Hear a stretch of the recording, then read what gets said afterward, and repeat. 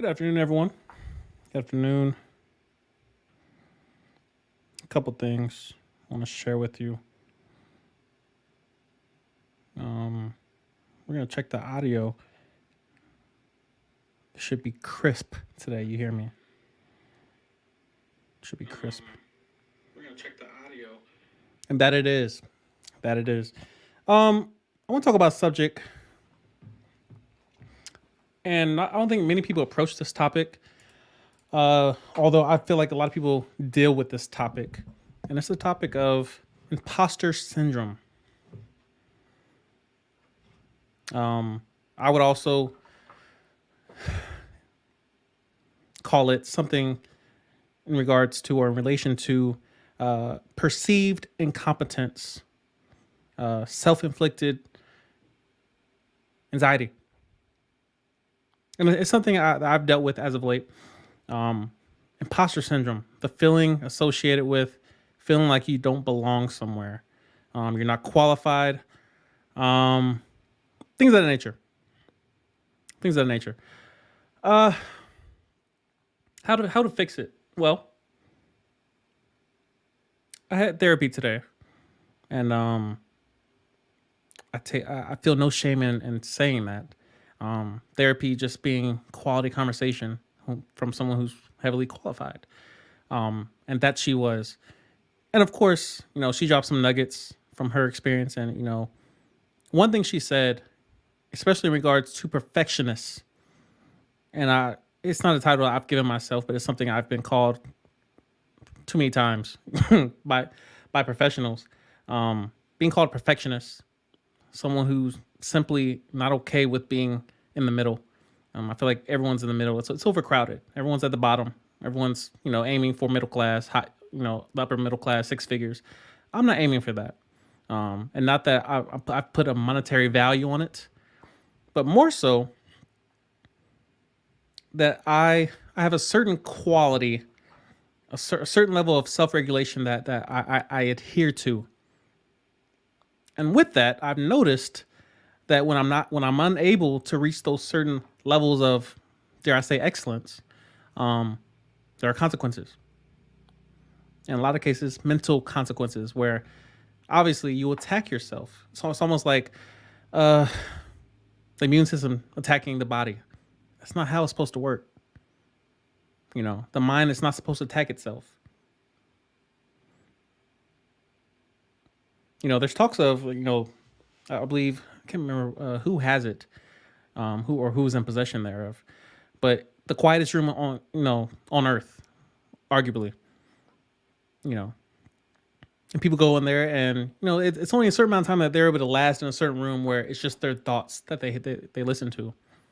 Obviously, they're able to hear the self-breathing and, their blood pumping through their to and from the brain and what have you. But it's the fact that one's own thoughts can be detrimental to one's progress. Even furthermore, to one's mental health. Why is it? It's weird. It's weird that some of the most toxic things we could ever hear comes from our own mouth, our own consciousness. That's crazy. Imposter syndrome. So, my current position, soon to end, gratefully, resource advisor for the Space Force, the first Space Force resource advisor here at Clear Air Force Station. Zero training, zero budget experience, zero college credits in relation to budget or accounting. And yet here I am, 8 or 9 months into, the short tour. And towards the end, when I reflect on, the past 8 or 9 months, and I've pretty much treaded water for the entire time. I talked about this in, the earlier videos of, this tour, of how I may or may not have known what I was doing. And to this day, obviously I have more experience. I have more knowledge about the job and, the requirements thereof. But when you truly think about showing up to work, getting paid to do a job that you have no training for. It's literally, like literally on the job training. Something that I kept hearing from my therapist is stop being so hard on yourself. And I asked her honestly, how do you do that? How do you not be so hard on yourself when your past has consisted of you just competing, you know, being the best at something? That's all I've known is I want to be top 10%, top 1% in anything I'm involved in. If my name's on it, I want it to be right. If I'm taking a test for staff, I don't want to take that test more than once. I may have to, but when I approached that test, I was like, I don't plan on taking this test again. You know? And it's not so much that you need to change the mindset, but one thing my therapist has mentioned as far as implementing more nuance to your approaches. One thing she said today that it was so simple, but yet it stayed with me. The Air Force is going to move at a certain pace. The military as a whole is going to move at a certain pace. And for those of you who try to outperform the environment you're in, you're going to become the bad guy. Whether it be to the people around you or to yourself. And I'm in that place currently where, and again, this analogy she used was so simple. She said, no matter what the speed is on the treadmill, you cannot run faster than that speed is set at.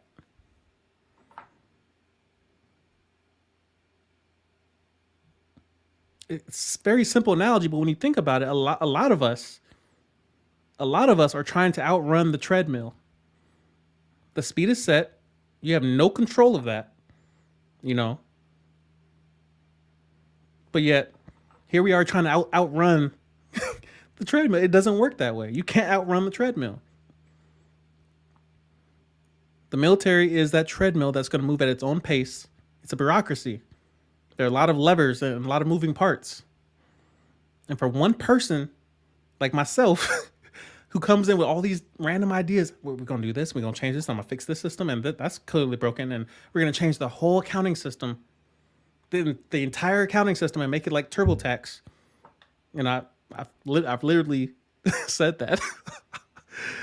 We're going to close every single lobby in the Air Force. No in-person, nothing. Just emails, no phone calls, no IMs. We're just going to change the entire system because I think it's inefficient. And I'm the one losing sleep and creating Excel charts and pie graphs. And well, clearly this hour was inefficient because we didn't manage that input. And then we got this over here. And then why are they sitting over there? No.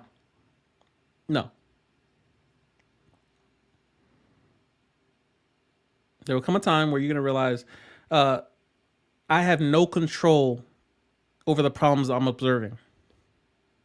You can observe all you want. You can just analyze all you want. You can see trouble everywhere. But the moment you realize I have no control of it, what do? Acceptance. Acceptance. If I don't know what I'm doing, what do? Accept it. I didn't say stay there, but accept the fact, just acknowledge the fact, I don't know what I'm doing. Now, from this place, we build. One thing I had to address in relation to imposter syndrome is that I was the only person who thought what I thought. Perfect example, my current situation. I would say that I am incompetent in regards to my everyday job. I say that.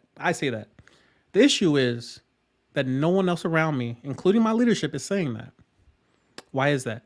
Because they don't know how to do my job. I'm in a 1D position. And I'm criticizing myself over not knowing how to do a job that no one else on this base knows how to do.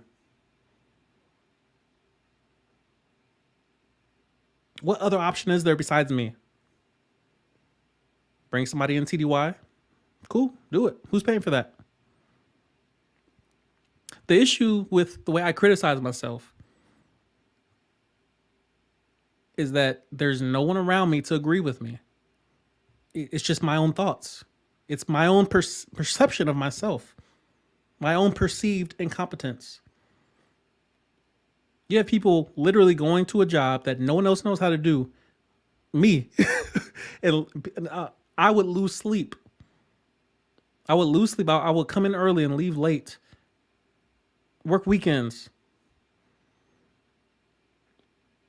Because I was afraid of someone perceiving me to be lazy or incompetent or not being resourceful or not trying or not caring.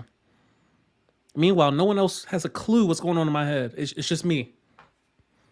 It's just me up here just, well, and then what if they know that number's off? And then what they figure out, I don't know how to read a status of funds. Well, they don't know how to read it either.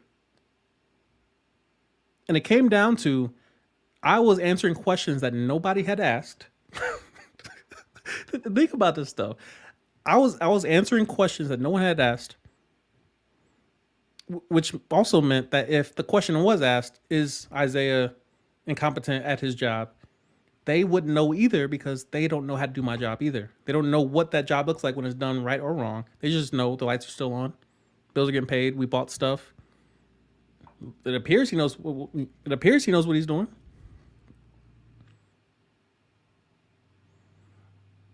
I'm not telling you this that overnight you're just gonna flip a switch and your anxiety will be gone. You show up to your job and you might be stressing over a new position, brand new staffs. I have no clue what it's going to be like to have troops under me.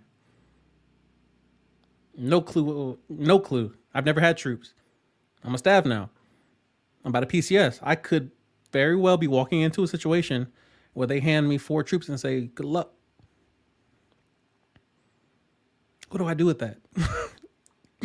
It's crazy. What do I do with that?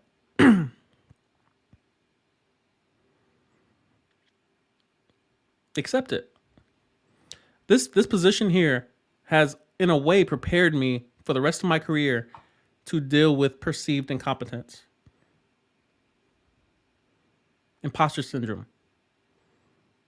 Because now I've had an opportunity to practice turning off this. Just turn it off.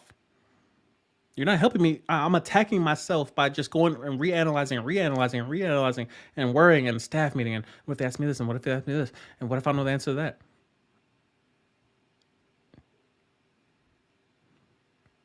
Was it worth losing sleep over?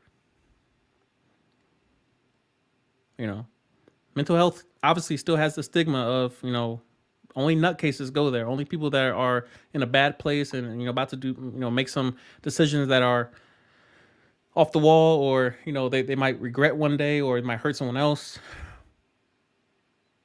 Mental health has a very tough job to do, and the fact that I've been going, I'm not ashamed to admit the fact that I've been going. First of all, it's not what I thought it was. It's a bunch of people that are simply waiting for people to come to them for help. They have resources. And for me, what I needed was someone to call me on my bullshit. I'm like, you're wrong about that.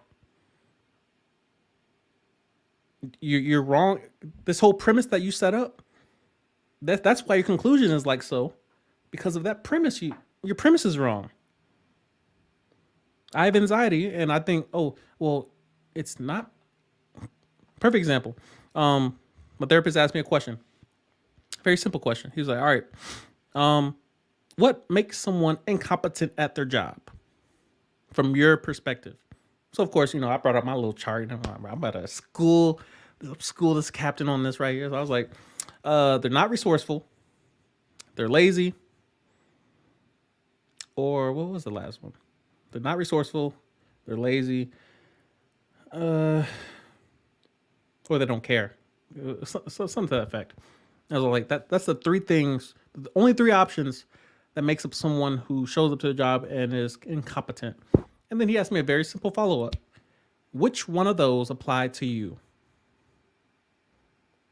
And, I try my best to be objective as possible, even when it comes to myself, even when it comes to accountability and analyzing myself and criticizing myself.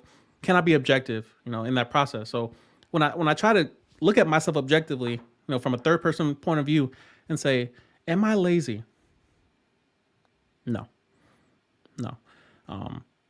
Am I lacking in resourcefulness? No. No, I have too many emails, too many phone calls, too many contacts I've reached out. No, no. Do I care? Is there evidence that I care for this job? That I give effort?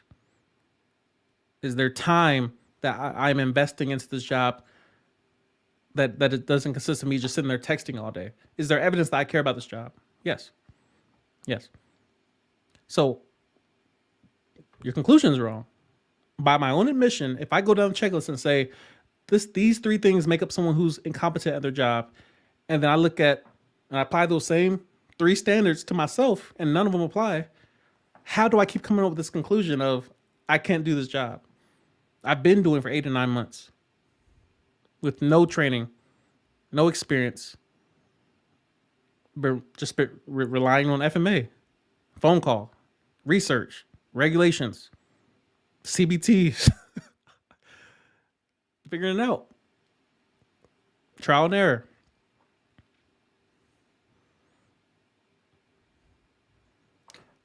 I had to go to mental health about it because I knew that at some point I'm going to face this again. At some point, this is going to come up again where I'm going to be in a similar position that I was for the last year. And if I didn't figure out the cure to this, not seeking relief, not trying to run away from it, not trying to hide from it, taking all my leave, which again, I did all those things. But realizing I need a cure to this because if I don't figure it out now, my career's over. Because again, if you don't find the cure to the situations that you're facing currently, you're going to repeat them until you figure it out.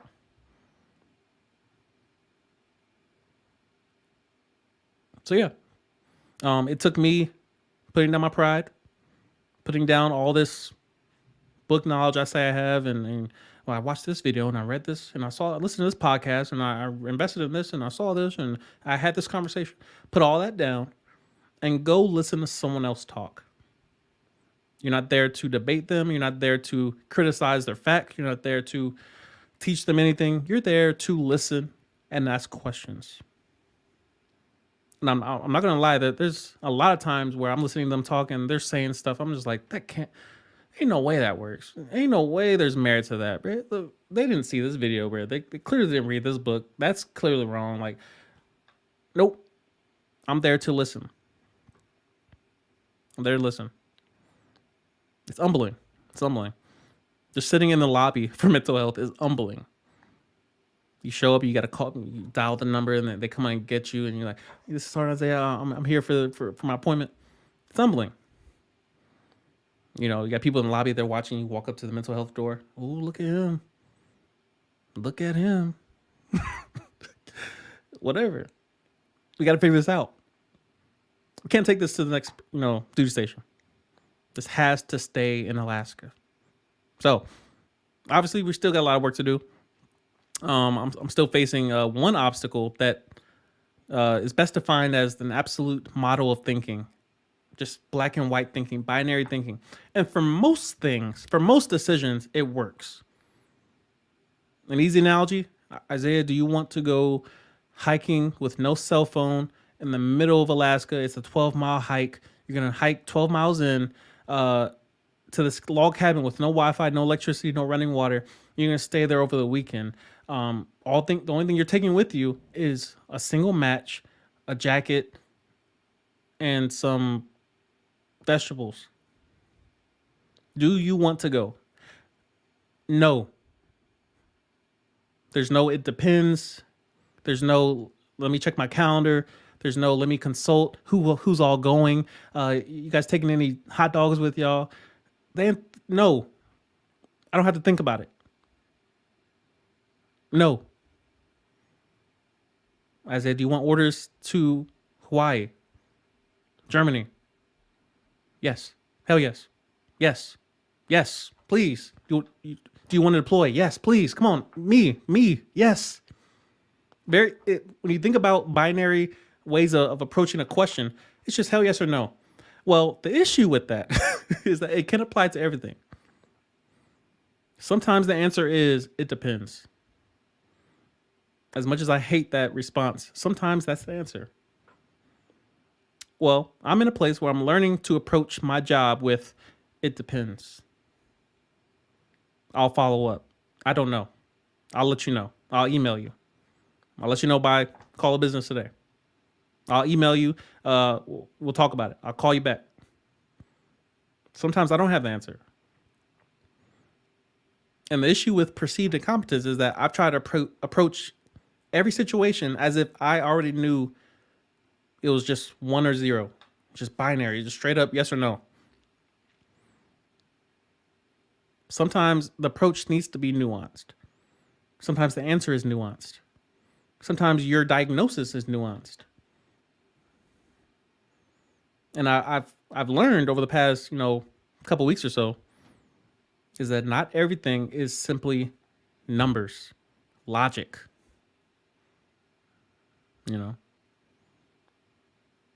Some things you can't just Google and have the answer.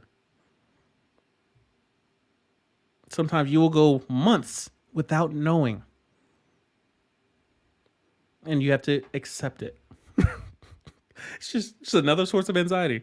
If you let, if you let it become another source of anxiety, that's what it is. It's just another thing you don't know, another thing you're worried about, another thing you're losing sleep over, another thing that you got to add to your list. Now I got to go study this, and I got to read 10 books on this, and I got to figure this out. No, accept it. I don't know. Accept that you don't know, then go look it up. Leaving work at work, not dragging it home, not going to sleep anxious, not waking up anxious. Separating, nope, it's 4:30, gotta go. Obviously, there's exceptions with, depends on your leadership and, the environment you're in. Got you, granted.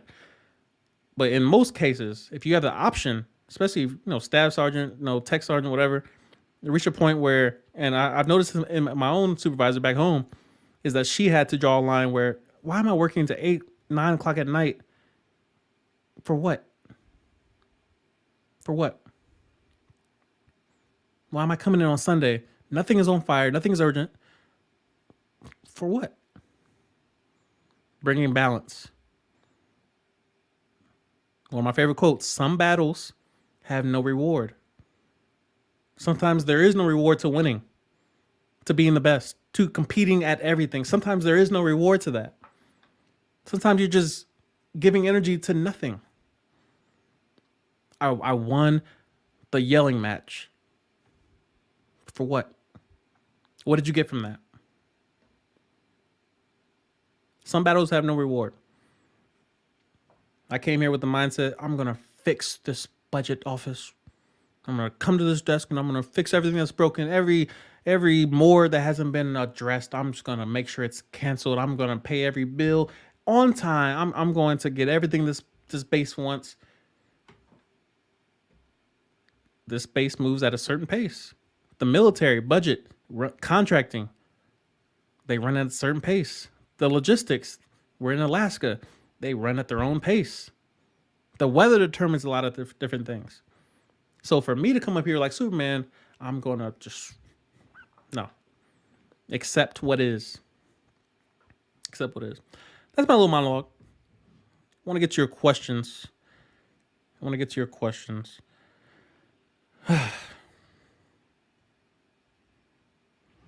Let's see what we got in the chat. Got Patricia in here. I see you. Reminon. Yeah. So yeah. If you have any Air Force questions or any questions in general, whatever you have a question about, if it's a conversation starter, if it's icebreaker, whatever you got, throw it at me. I always enjoy good Friday nights musing. Get the juices flowing. Let me know how you guys like the new mic. There comes a point, especially like when you're editing, you just get tired of crackling, popping, of it's too loud. You're peaking. It's too low. You can't hear. It's not enough bass. It's just but then you invest, you get some quality. You gotta spend some coins. I was about to get the SM7B. That was $400. I'm like, all right, pass. Let me get the little brother. But, I mean, this one's newer. Gives you the option for the XLR input or USB. I'm like, yeah, that'll do. I'll probably get a couple more of these. I have some plans in the work for my next dude station. We're gonna bring some things online, so yeah, we need a couple more of these. But yeah, let's see what we got. Let's see if we got any questions here. Remanon asks, when I talked to a recruiter recently, he mentioned that after MEPS, there will be at least a 6-month wait for any job that isn't super high demand. Does it sound right? It does sound right. So one thing a lot of people fail to realize is that you're not waiting for a date to go to basic training. You're waiting for a date to start tech school. And in a way, you're waiting for both, if that makes sense, because the two have to align, more or less. They can't just have, thousands of people at a tech school on AFI, which AFI is simply just you're in the bathrooms cleaning and sweeping and mopping and shoveling snow, depending on where you're at. They can't just have thousands of people doing that. It needs to be somewhat efficient because, first of all, they're paying you. So we can't just be hiring people and there's nowhere to put them. So you're not only waiting for a date for basic training, which those logistics have to line up. Obviously, with COVID being an obstacle, there has to be things in place. There has to be order, because obviously you're not only getting paid, but you're property of the government. You're an asset. You're an asset. So your safety matters. Your whereabouts matters. The fact that you need to be fed, you need to be housed properly. All these things have to align. So you're not just waiting for, basic training day. You're waiting for class date as well. So once all those line up, because of course you have thousands of people that I want this job and I want this job and I'll wait for this job. And then you have these jobs that no one wants. Well, it's the military. And a lot of people forget it's the military. These jobs need to be filled. It's volunteer. This is not a trade school. This is not college. So you're coming in to get a job. Cool. Since you volunteered, we need you over here. I don't want to go over there. Why did you volunteer? Why'd you volunteer? A lot of people forget about that volunteer aspect of the military, that this is not a draft. And this is not a high demand, we need you. No, we would like you to be here. And if you volunteer, we're going to put you where we need you. Well, go back and watch my video about the 3 variables that control the job you get in the military. Jobs you qualify for, the jobs you want from the jobs you qualify for, and the needs of the Air Force. Needs of the Air Force. So keep that in mind. That's not a lie, and it's imperative that you don't automatically assume that your recruiter's lying to you. It's imperative that you listen. You did well by asking a question. You did well. You did well by asking a question. But don't always start from the premise, everyone is lying to me. Everyone's trying to deceive me. Some people are trying to tell you the truth up front. Some people are just being honest with you. Some people are just telling you, and they don't care whether or not you believe them. They're just telling you, this is what it is. If you want this job, you got to wait the 6 months. You got to do this. You got to do this. It is what it is. But yeah, keep asking questions. Keep asking questions. Be patient. Be patient. 6 months of waiting might get you the job you want. Versus, I'll take the high demand job right now. You might not have a choice. A lot of variables at play, but play the game. Play the game. What else we got? I like this question. Larry Snoove asks, do you think a level of fakeness is necessary for corporate success? Being able to put up that fake smile as a small example, or is it more so that successful people have a different disposition? It's a mixture of both. It's a mixture of both. Fakeness can also be replaced with adaptation. Adaptation. There's something called, in the military, the failure to adapt, and has nothing to do with your happiness or your face and whether or not you smile. It has to do with what is required in this environment to stay in this environment. What does this environment call for? What are the rules of engagement in this environment? If I show up to work dressed like this and it's Monday morning and I'm not on leave and I'm not at PT, the rules of engagement say you should do this. You should be in uniform. But back to your question before I go on that tangent, fakeness, replace the word fakeness with adaptation. It's something I'm learning to do today, even now, every day, is adapt to my environment. Don't try to judge it, because fakeness is a judgment. It's a judgment. Fakeness is an opinion. Adaptation is a decision based on an end goal. If you think about where your goal is when you approach a job, when you approach a position, when you approach an interview, you're thinking about what is required for me to get in this environment and stay there. It's why people prepare to go to Africa, the plains of Africa. You'll just show up. No, you don't just show up. You prepare. You prepare to deploy. They don't just grab you all out of tech school and just like, get your behind out there and serve a little bit. No.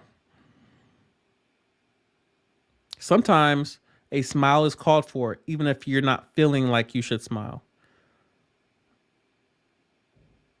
What's a smile worth if you could trade that for 60 grand a year, 100 grand a year? $10,000 bonus. What is that smile worth? A couple muscles in your face? It's quite a bit of muscles in your face, but sometimes the barrier to a man approaching you is a smile. I don't deal with women that don't smile. You don't got to do anything you want to do, but why would I go out of my way to approach someone who appears to be angry? Looks can be deceiving. Cool.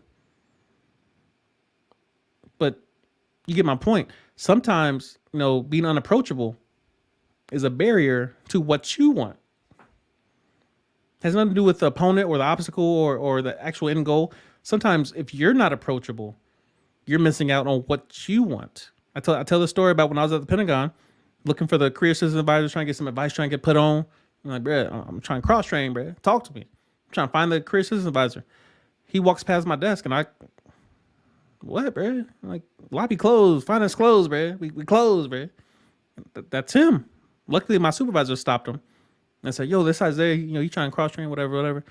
But the fact that I was acting, I was the barrier to my own success. A lot of people have pride, and that's what you really have to address in your question is, am I being prideful in pursuit of what I want? Do I have a sense of entitlement?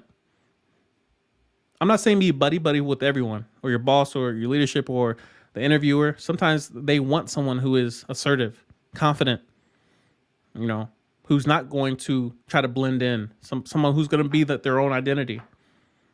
But there's still a level of humility and vulnerability that you bring to your everyday life. A certain level of gratitude that you bring to everyday life. But, entitlement will automatically, and in most cases, quickly disqualify you from getting to what you actually want. And you'd be surprised the power of a simple smile, how far that gets you. It's disarming. That's the purpose of the smile, is to disarm people. Everybody puts their defense down when you see a smile. We watch the NBA and we love seeing somebody smile. Like, everybody's all grumpy and mad and everybody looking at Kobe and Derrick Rose and you have these people that typically don't smile when they're playing, but every now and then you get a little glimpse. That's why people love Steph Curry, Giannis, Jokic. We love the smiling people. Kevin Hart's, versus Paul Mooney's. Two different personalities, both funny as hell, but most people gravitate towards the Kevin Hart because he smiles. He smiles. Something I'm working on. Preaching to the choir. So yeah, sometimes to get what you want, you might have to change something about yourself. We all have a solution in mind that involves someone else changing. But what if you're supposed to change something right there where you don't want to change? That one thing that I don't want to change that about myself. That's the one thing you got to change. You got to sacrifice that one piece of you that you don't want to. That's the part we need right there to change. For me, it's my arrogance, it's my pride, it's my competence, it's my ah.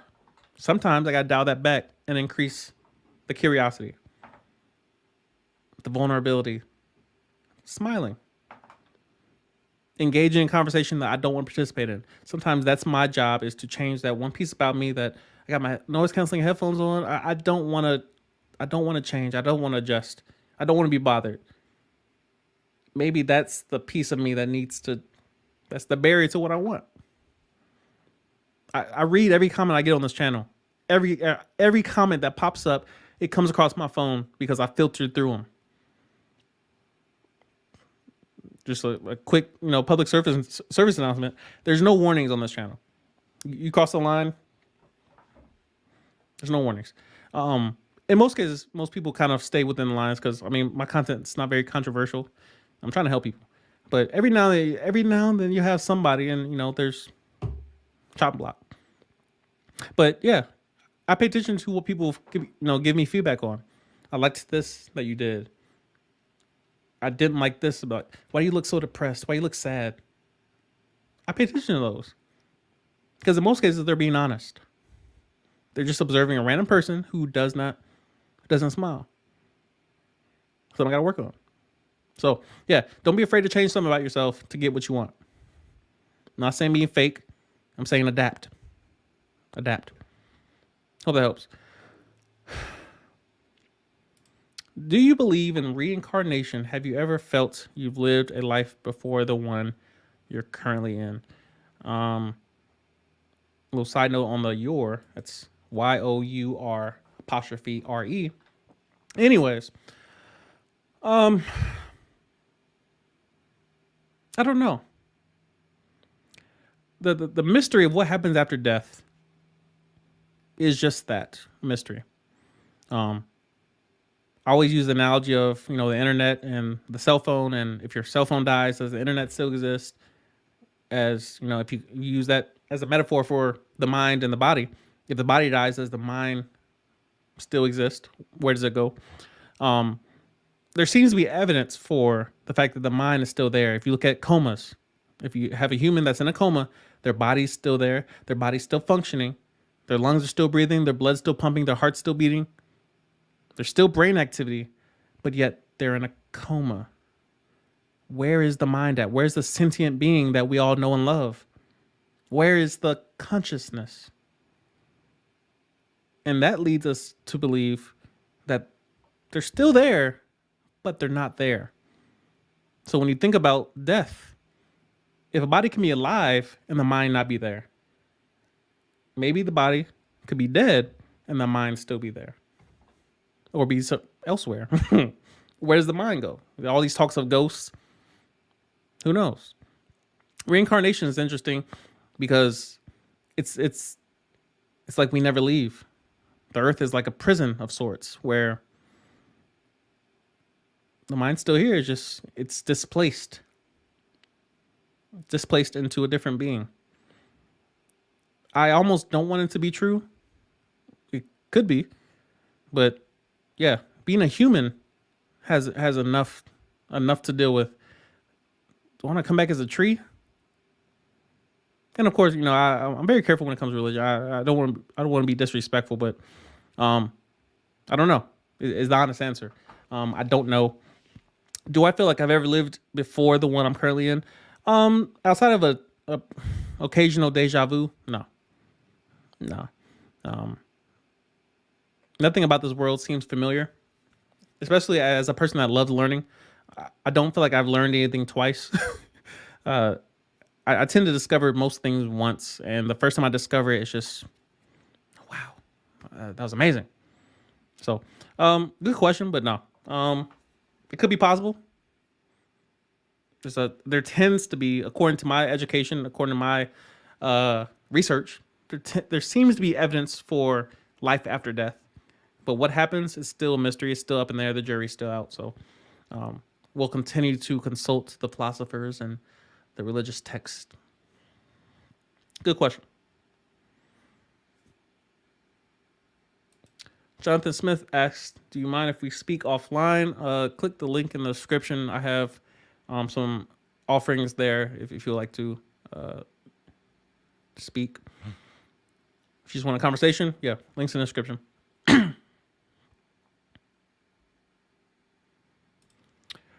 Connor Macy asks, how has talking to a therapist helped you increase your emotional intellectual awareness? It's a good question. I would say for the most part, it slowed me down. It's brought me back into a place of awareness, not to answer your question with the same terminology.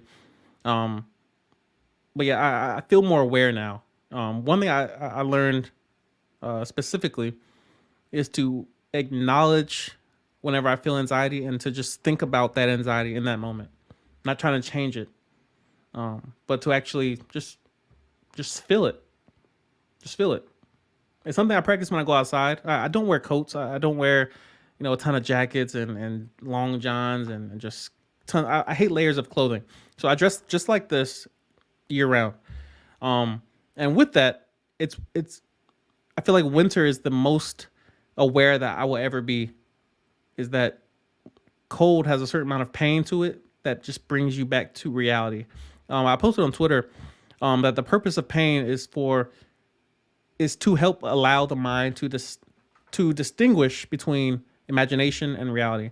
When you're having a dream and you're sweating and you're running from something or something's chasing you or you're trying to fight but you feel like you're underwater, the only way you know the difference between the imagination, because your body's reacting, you're sweating, your heart's beating, your body's reacting as if it was real. Then you wake up and your heart's still beating, your mind's racing, you're sweating. Your body is still reacting as if what you were just dreaming about is your reality. The only difference between the two is that there's actual pain when you experience the same thing in real life.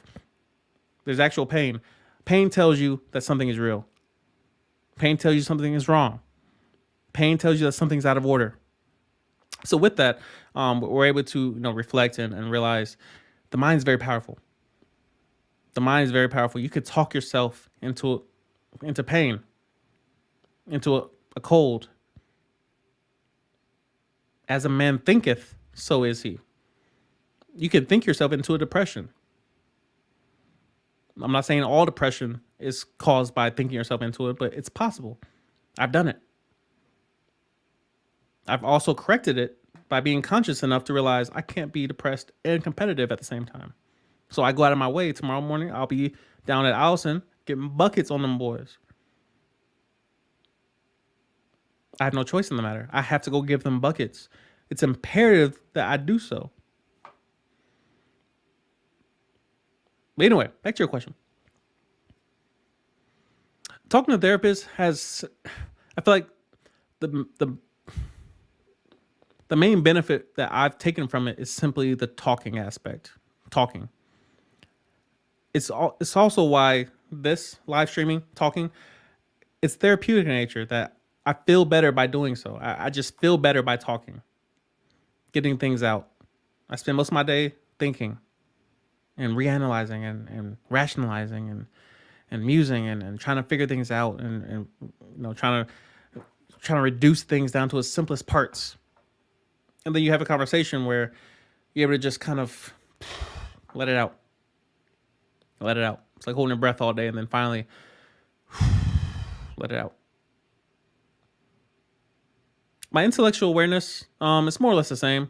I feel like I feel like this process of me seeing a therapist is bringing up my emotional side because I'm not very emotional. I don't get triggered. I don't react. I don't get angry unless I'm hooping and somebody mess up my assist. In most cases, I'm pretty stable. I'm pretty grounded in most of my life. I'm grounded. I'm consistent. There are areas of my life that I need to be more emotional in. I'm not saying that I need to be on the floor crying. Like, I take issue with, these male celebrities. Real men cry. Why do you need to cry on camera every time you cry? I don't get it. I cry, yes. But you will never see a vlog of me just, bruh, listen. Bruh. Let me pour my heart out real quick. No. You see, all these male celebrities have to have they got to go find a camera before they let it out. Anyway, yeah. Seeing a therapist has helped me in pursuit of emotional and intellectual balance. Homeostasis. They work together. They're best to use together.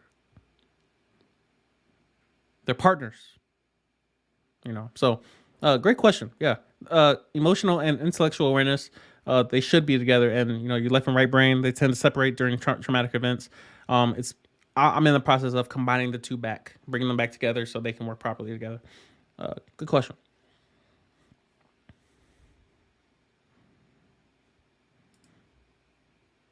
Dominus says, "Hey man, how's it going? If you get the chance, look up this video. Maybe it will help sacrifice. It will help sacrifice for success." Greg Plitt. I've heard the name Greg Plitt. I think he does like a lot of steroid exposures. Yeah, I'll look it up when I get some time. Anti-gravity, I see you. Bruh, you just now hit the bell, bruh. See, that's your problem. Like, I'm not going to tell you how to hit the bell. But if y'all want to see a live stream, you hit the bell. That's just how that works. Glad you're here, though. Appreciate you. Veghead asks, do you feel you overthink sometimes and overanalyze things when really some things are simple? I feel like I do sometimes. It can be time consuming. Definitely. The issue with trying to be right every time is where that perfectionist thought process comes out, where I don't want to be wrong. So I spend so much time trying to consider every potential outcome when it could just be very simple. I don't know if it's wrong or right. I don't think it's up to me to make a judgment on it, whether or not someone shouldn't spend all day trying to consider all the variables. I feel like there should be a deadline, and the deadline decides how much research you're able to do. When that deadline gets pushed out too far, there's something called Parkinsons Law, where it speaks to if you give yourself more time to do something, you're going to use up all that time to do it, and you may not even accomplish it, but you're going to use up all that time. It's like if you set a meeting for 2 hours, you're probably going to go 2.5 hours in that meeting. But if you set the meeting for 15 minutes, you'll probably go to 30 minutes. So if you think when it comes to setting goals or setting, restraints when it comes to time, always assume we're probably going to use up all of this and a little bit more. So if you give yourself less time, you'll find yourself accomplishing more in the excess. So I give myself a month to have this done, have this researched. Cool. Month and a half, it'll be done, versus I'll give myself 2 years to research the Air Force, and I'm gonna join the Air Force in 2024. And I'm just researching right now. Well, you're probably gonna use up that whole 2 years doing nothing or doing whatever you're doing currently. That 2 years is gonna pass. You're gonna look up and, well, what I'm gonna do is I'm gonna wait till Christmas come, because the holidays and what have you. And then once Christmas is done, I'm gonna move on to the next. That's how you end up with nothing accomplished. I do the same thing with my purchases when it comes to cameras and equipment, and I'll sit there and, all right, what's wrong with that microphone? Oh, what about that microphone? But I like the way that one looks better. This one sound better. And then I'll reach a point where, you know what? Buy it now, whatever, and just live with it. And then, so the same thing happened with this microphone. I had the Thrawn Max, and I studied this one for a while, and I watched multiple videos on it. I was like, all right, that's it. I want that one. That's the one I need. And after a while, I'm like, all right, time to replace it. So, now I have more mics, but cool. Now at least I'm landing at the answer that I wanted. So yeah, sometimes overthinking things leads to success. Sometimes overanalyzing leads to the right decision. Sometimes it leads to a waste of time. Sometimes you just learn too much. That's what pain is. Pain is concentrated knowledge. You know too much. Too much. Where wisdom, you can learn probably the same amount, especially in the day of the internet. Like personally, I love watching DUI court cases and interrogations and cross-examines. Why? Because that's concentrated knowledge on film that I don't have to participate in. Whereas the person experiencing it, they got too much knowledge. That they have feelings that they remember about that, and the way the courtroom smelled, and the way the jail cell smelled, and what it felt like to be in handcuffs. And I don't need any of that knowledge. Keep it. So yeah, there's certain cases where you should be you're just simply doing your due diligence. I'm studying, I'm researching, I'm trying to figure out everything I need to know about this. But then there comes a point where you need to set a date, a time limit, and say, all right, I've done enough. It's time to make a decision. And I mean, it takes time, it takes some experience and some wisdom to realize that the value of mentorship comes in where you have someone else set the time date and say, by this date you'll have this done.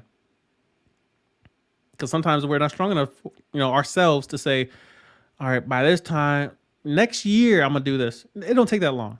It don't take that long. Sometimes you need someone else to step in and say, all right, by next week have this done. Check in with me. So yeah, there's pros and cons, but in most cases, overanalyzing, diminishing returns. But yeah, we should all be analyzing, and seeking wisdom in regards to our, long-term, short-term decision making. What else we got? Appreciate you, Anthony Brown. It was a good WB.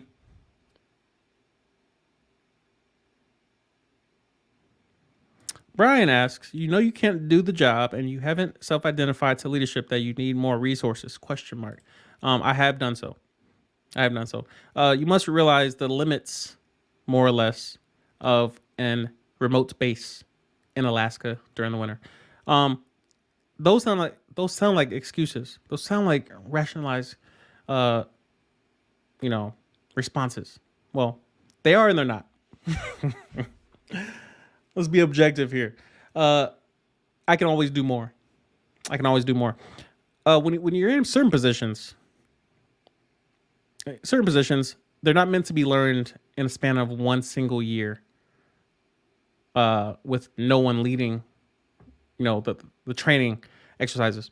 This is one of those cases where you just have to learn how to swim while you're in the water. And that's essentially what I've been doing. There are resources available online. There's phone calls I can make. There's emails I can send. There's CBTs that I can watch and rewatch and take notes on and copy and paste and what have you. But there comes a point where you have to jump in the water. You've watched too many YouTube videos about how to swim, how to do breaststroke, how to do the butterfly, how to do the freestyle. It's time to get in the water and apply everything. And sometimes the water is so much different than the theory you just learned.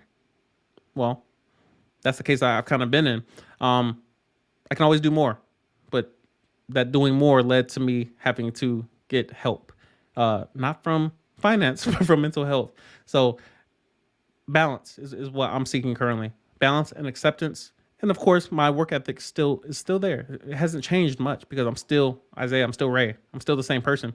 But now I'm seeking balance in terms of my expectations of the job. Everything shouldn't be perfect. I shouldn't know every answer. But now I have a different approach to it where I accept not knowing the answer versus I shamed myself and I felt guilty for not knowing the answer. And I felt, why am I getting paid for not knowing how to do a job? And I would criticize myself. Well, now I have a new approach. I accept I don't know the answer, and now I go find the answer. Two-step approach. Accept I don't know the answer, and then go find the answer. Versus, all right, well, now we're going to get up early. We're going to come in on the weekend. We're going to, it's overkill. So, yeah, it's just a different approach. I'm just attempting to approach my job holistically, if that makes sense. Good point, though.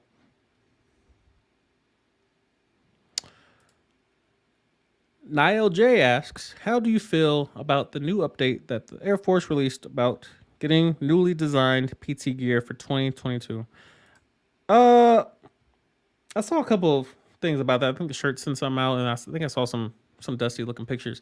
PT gear historically has been quite uncomfortable. The little mesh netting on the little shorts, and they ride up, and it's too much. Anyway, I've never worn them. I don't think that the design or the aesthetics of the PT gear was an issue. I feel like wearing them, the experience of wearing them was more or less different, subjectively. I don't really have an opinion on them. I welcome change. The PT gear. Now, I would take issue with the fact that I just bought some new PT pants, and I hope they still in regs. I hope. I don't like spending money on stuff and then, all right, you can't wear that no more. Luckily my OCPs were free, but Yeah, I don't have an issue with it. I'm not sure exactly what they look like, and what all changed about them, but we'll see. We'll see. Should be interesting. What else we got? Hi, Raymond. How formal. I'm finishing a top secret as a 6F0X1. Received my assignment, budget analyst. Any advice on succeeding in this role? If I do well, can I train into the resource advisor role as a philo? Um, my advice is, so the fact that you're in the pipeline, um, just ask questions. Just ask questions. Take notes. Um, don't treat it like it's a high school test where you're just gonna brain dump after the test. Treat it like you're trying to learn the job. Treat tech school as if you're trying to learn the job in tech school. You might get some pushback from your instructors. Again, I'm assuming you're in tech school. Um, Actually, so never mind. So your question, yeah. So in your question, I guess I took TS as top secret because I read it. I was like, oh, what are you getting top secret for finance for? But yeah, you're finishing tech school as finance. Got you. Tracking. Yeah, learn the job as quickly as you can at every stage that you're in. So in tech school, ask questions, ask questions, ask questions. Learn, study, and then retain. Retain is probably the most important part. Obviously, you're learning a lot of theory currently in tech school. Don't forget it. Don't forget it. Don't lose your notes. You're going to take CDCs once you get your first base. CDCs, I believe, are still a thing. I haven't heard of them changing. Really invest in your learning the job. Really invest in your learning of Excel, of the various different systems that you'll be using. Obviously, you probably don't have context on them right now, but like you'll eventually be dealing with FM Suite and Chris and Teams and what have you. Really, really get your feet wet, because the position I was in and I'm still in, as far as being in a job by yourself and there's no supervisor, like anyone I called was on a different base. Like the nearest person to me that knows my job is 120 miles away. That's a tough position, especially when they got training days or they're on leave or they got appointments out the office, whatever. And then the next available office is in a different time zone. Just be prepared. Be prepared. It's one thing I kind of regret about taking this position, is that I was not prepared for a job that I did not know how to do. So, yeah, don't put a ton of pressure on yourself. Just learn. Just learn. Be curious. Be curious. Ask questions. Volunteer for things. Take on a little bit more than the average person would. Like some people just show up to work and they check the box. I'm just here to get paid. You have some people that, like, initially, like I was, where I was just trying to learn every single little thing. Find the balance between those two. The balance. Hope that helps. Why Colors asks, opinion on flight attendant job. I want the job. I want it. I know a few flight attendants, and I'm jealous of their snaps. They're be all over the place. It's quite similar to a civilian equivalent. You manage people and cargo. Yeah, simple as that. It's not a load master type cargo, but you kind of get the point. What a civilian flight attendant does, pretty much what the same a military flight attendant does. I know a lot of them are in DC. That job mission there is quite regular. But yeah, high visibility. Might be rubbing shoulders with some important people down in DC. But yeah, it's a job that I definitely have on my radar. I believe it's top 5 jobs that I would like to have if I cross-trained. So yeah, flight attendant seems interesting. I don't know how to cook, but I believe they send you to cooking school and all that. I mean, we'll see. We'll see. What's good, T Banks? Anthony Brown, appreciate you. Appreciate you. Oh, this scroll. How did I skip so many questions? Where were we? Cool. What's good, David Tran? Niall J asks, under what circumstances would you recommend the 4 or 6 year contracts for someone? I heard that the extra pay at the end of the 2 year contracts are almost identical. Is it worth the 2 extra years? The only reason I would sign a 4 year contract, or a 6 year contract rather, probably the only reason I would do it is if I got the job initially that I wanted. And even that's kind of suspect. In most cases, in hindsight, I would go for the 4 year contract. In most cases, I can't really the money aspect of coming in at a higher rank, and then obviously you have the opportunity to promote a little bit quicker than someone who's on a 4 year.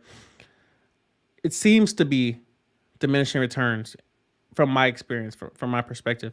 Um, Extra money when you have a high to debt or a low to high debt income ratio doesn't really matter. It becomes extra stuff. Like you have more flexibility to buy stuff, take more trips, buy more plane tickets, whatever. Uh, Money is something that I'm learning not to make decisions based on money anymore.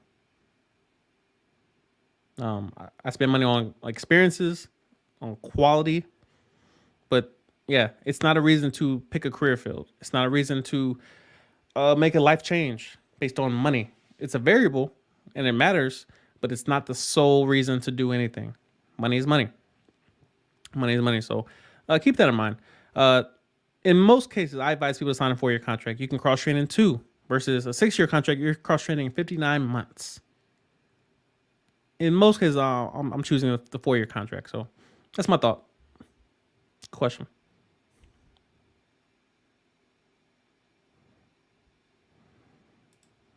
The Vault 2 Dreamy asks, if you give energy to nothing, isn't that a waste of time? Yes. Yes. Time is going to move whether or not you do anything or something or everything or nothing or whatever. If you give energy to nothing, if you try nothing, if you risk nothing, you get nothing in return. Well, that's a lie. You get regret. Regret is the product of giving energy to nothing, of trying nothing, of risking nothing. Regret is the reward. And, again, I always tell people regret is only valuable in your youth. In your youth, when you have time. Youth is relative. So that means if you're breathing, you have time. When you get to a point where the options that you once had are now starting to drop off, just losing options. Every day that passes, you lose options. You're running out of time, which means that you're increasing in the potential to regret something. So you're right in your estimation, Vault 2 Dreamy. Lauren Anderson says, it's very much about the journey and not the number of wins and losses. Let me expose you on the big screen. I'm inclined to agree at first glance. But the fact that there's an option to win, I'm not saying winning's everything, but it's almost like rich people. When you think about money and you say, well, being rich is not guaranteed happiness, but neither is poverty. So then the usual response will be, well, I'd rather be rich and unhappy than poor and unhappy. Granted, and most people are trying to be rich to be unhappy. And nobody pauses at the fact, all right, how do I just be happy? I don't need poverty and I don't need to be rich. How do I be happy? Well, clearly the answer is somewhere in the middle. You're going to reach a point where your income is sufficient. And then a little bit more, you're going to enter surplus. What do you do with the surplus? Giving, cool, charities, what have you, all that. Splurge a little bit, pull up on them. But the question remains, at what number? That number is different for everybody. I always talk about the low to the debt income ratio. That determines how free you are, how much liberty you're able to live with. But yeah, I don't approach any situation with the thought of losing. If there's an option to win, I want it. And that's where I definitely enjoy the binary way that I approach things. That there's an option to win. Now, you did mention the number of wins and number of losses. I paid attention to that as well because some losses are immediately fatal. Some mistakes are immediately fatal. Some losses you don't get to redo. Some opportunities only come once. No opportunities in general are not cyclical. Sometimes you only get one chance to get it right. Some relationships come, or relationship opportunities rather, they come once. And it's imperative that we use wisdom to realize certain opportunities that you get, you need to win. Meaning you need to take advantage of it. You need to see it with the value that it has, and not, assuming that, oh, I could get another chance next year. You know. So yeah, I agree with the most general sense of the statement. The journey matters. The people you're going with matters. Your family, your friends, your support system matters. But when there's option to win, ask yourself, why is losing an option in this case? Like, if there's an option to win, winning isn't everything. Like, some battles don't have rewards again. But yeah, in some cases, well, I can't think of a reason why a loss will be beneficial. Yeah. I don't know. Maybe I'm overthinking it. We'll move on. We can stay there all day. The Vault to Dreamy says, I'm a junior in high school. I'm thinking whether military college. My parents want me to go to college, but I don't want to take out loans and I don't really like school. Any suggestions? My advice, my thought process. Now, I'm not telling you to go against your parents. But I would ask you to approach your parents with several questions. Who's paying for this college? Where's the money coming from? Who's paying for my living expenses? Who's paying for my car? Who's paying for my car insurance? Who's paying for my cell phone? Who's paying for my cell phone bill? Who's paying for my extracurriculars? My fun, my travel, my vacations? Who's paying for all of this? Who's paying for the interest on, again, let's say we take out loans. Who's paying for the interest on that? Who's paying for the loans? These questions need to have answers before you make a decision on that. Now, if they say we're paying for everything, that's still your decision. Because they have the right to change their mind, as do you. My thought process when it comes to college and the military, neither one is wrong. Your goals need to be established, which gives each one of those options value. You're a junior in high school. I would venture to say, and I could be wrong, that you probably don't have everything figured out at this point. I mean, probably 16, 17, 18. No one expects you to have all the answers right now. But the fact that you're asking a question right now it points to the wisdom you have at an early age already. There's no age limit, age restrictions on wisdom. Wisdom is simply the willingness to discern an outcome. You're discerning difference between college and the military. Which one better suits my goals? Which one's more efficient? Which one's more effective helping me get to my goals? If you're trying to be a doctor, probably going to college. Trying to be an engineer, probably the military, because the military will get you a master's degree. I'm not sure how many, but I'm pretty sure, yeah, the military will get you a master's degree. They won't get you a PhD. I don't believe so. I could be wrong, but I'm pretty sure I'm not. It really just depends on what your goal is. If your goal is to be a social worker, military. Why? Because you can go reserve, guard, active duty, and you get a free education. A free education. You can go to college. It depends on what career field you're trying to go into. Your goals need to be established, and this is where you start. I'm not saying have everything figured out, because you can change your mind 2-3 years from now. A lot can happen in a couple years. One thing I will say to you, this is not a time to make mistakes. As a junior in high school, this is not the time to make a mistake. Meaning, anything unplanned. Let's say a child. This is the time that you plan. Relationships come and go. I'm not going to get into all the pursuit of women and all that, and just all that falls under the category of pleasure at this age in your life. This is the time in your life where you should be planning your future. Junior in high school, you have a clean slate. You can only lose options right now. I'm sure you could literally Google right now on YouTube and find somebody your same age who's facing life in prison, who's probably on trial for something, or who got caught with drugs, or has 2 kids, or whatever. You can only lose options right now. Right now you have the most clean slate you could ever have. And as you progress, your goal is to keep that clean slate and take calculated risk, seek wisdom, risk.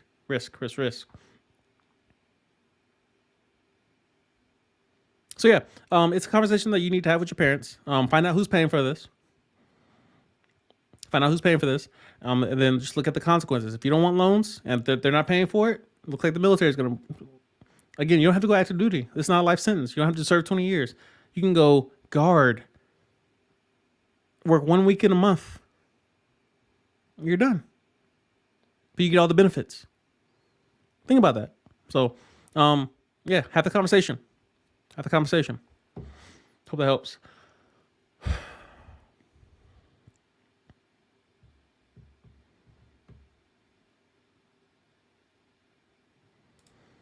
Glenn from the Sky says, how long did you take to get in the Air Force? And I'm in DEP.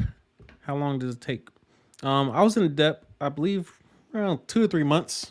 I think I swore in around July or June, something like that. And I left in August 31st, 2016 to United States Air Force. So yeah, it really just depends on the job you're trying to get, job availability, the needs of the Air Force, your type of recruiter, their personality. There's a lot of variables that go into play in that, and how long you could potentially be in debt. The goal is not to be in debt long. Some people be in debt for a year. I'm like, how, bro? But I mean, it depends. I mean, some guard units, you be in debt for a good minute before you get class dates. Might be waiting for a minute. It really just depends. But yeah, be proactive. Do your research. Be honest with yourself. Face reality as far as what do you have control of? What job do you want? Is that job available? The needs of the Air Force. Do you qualify for that job? Do you want that job? What is your recruiter telling you? Make sure you're considering all these different variables and then holistically approaching the situation as objectively as you can, if that makes sense. Hope that helps.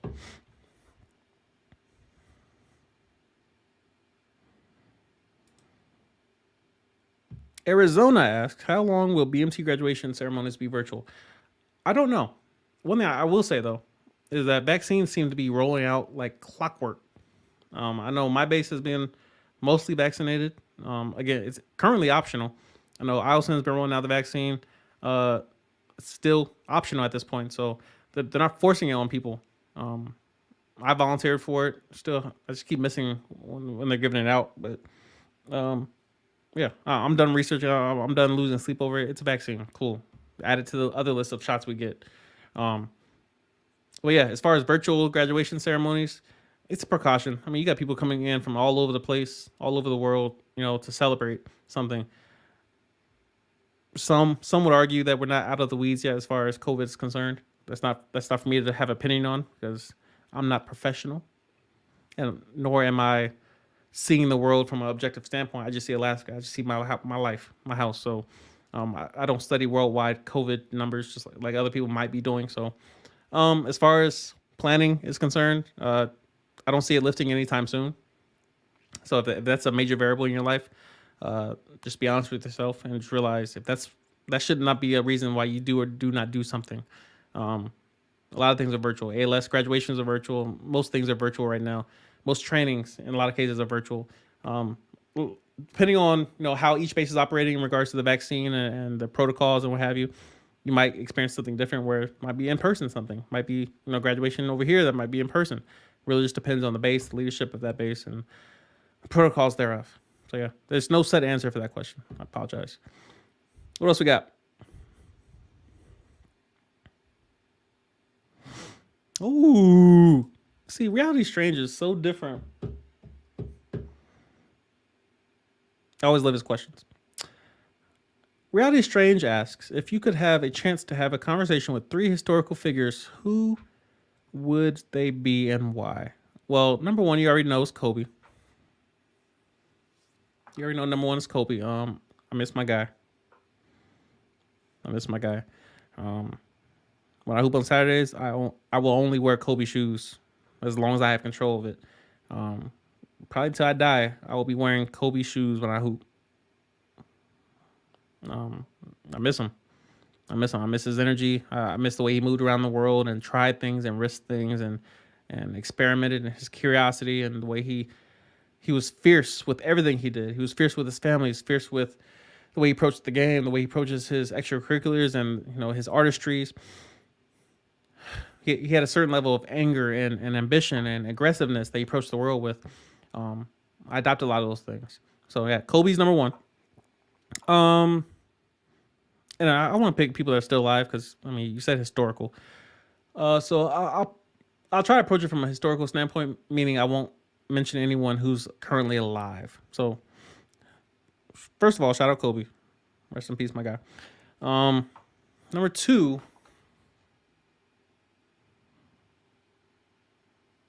I'm curious about Malcolm X. I studied him quite a bit. I've watched several documentaries on him, but he has me curious just in the way he was. If that makes sense. Just him as a person. Like I probably have more questions than I have knowledge about him, which is usually the deficit most people start from when they're learning about something is they just don't know and they have more questions. Cool. Malcolm X probably be number two for no in particular reason. I'm just curious about Malcolm X. Number three, historical figure.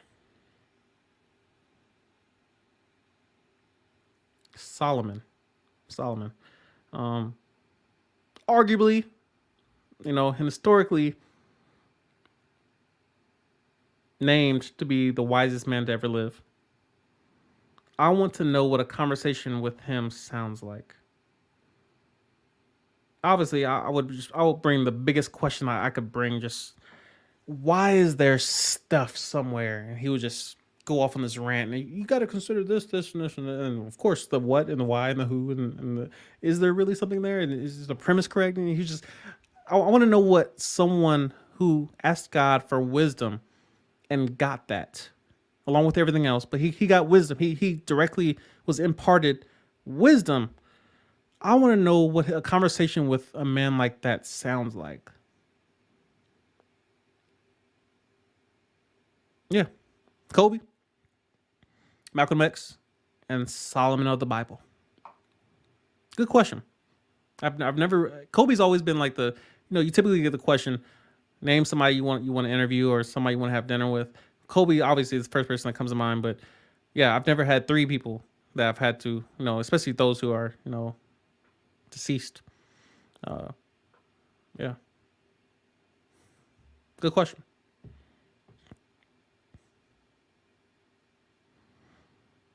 I see you, Raven.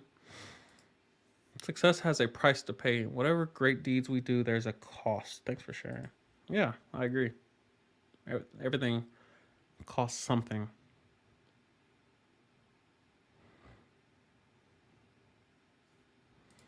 Lauren Anderson asks, how would you advise someone who wants to strengthen their entrepreneurial skills in the Air Force and knows they cannot depend solely on a retirement check so they can sit pretty before 50?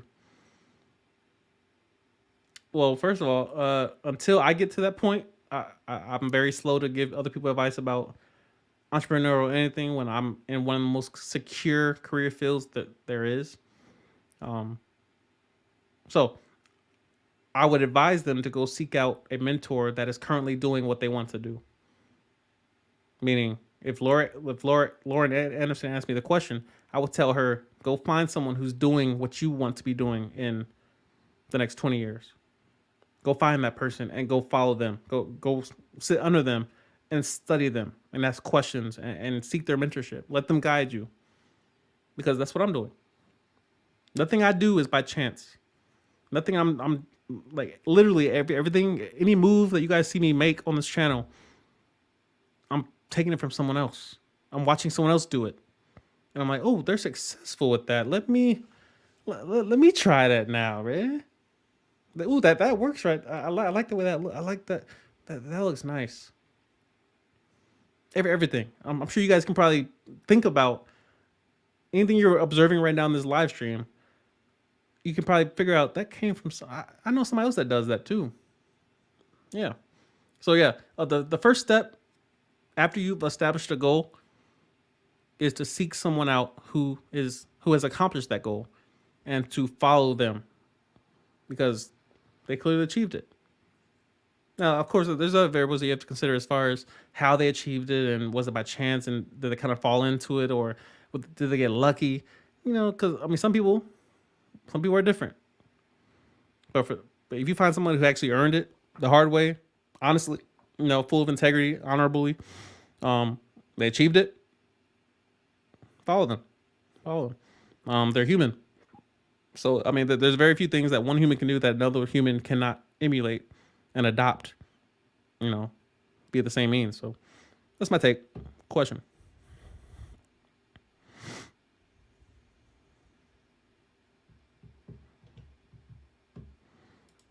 What's a good book you would recommend someone? And have you ever read or listened to Outwitting the Devil by Napoleon Hill? Have not read the book, but now I'm curious. Good book that I would recommend. So any book by Robert Greene is my go-to recommendations. But I would also throw in Awareness. Let me see. I can't remember who was by.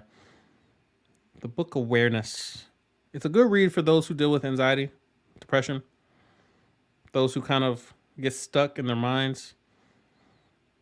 Awareness by Anthony DeMello. It's a very short read. You can read it in a day. But a lot of the passages, a lot of the way he communicates, it unlocks certain areas of just wires being tangled up, and it unravels them so you can think clearly. And a lot of it's just simple questioning of your reality. I'm like, wait, that doesn't have to be like that. I don't have to see that way. I don't have to be stressed about that. It's not that deep. So yeah, very easy read. There's nothing complicated about it. Awareness by Anthony DeMello. It's a book I would recommend. But yeah, I'll definitely be checking out Outwitting the Devil. It's a provocative title. What else we got?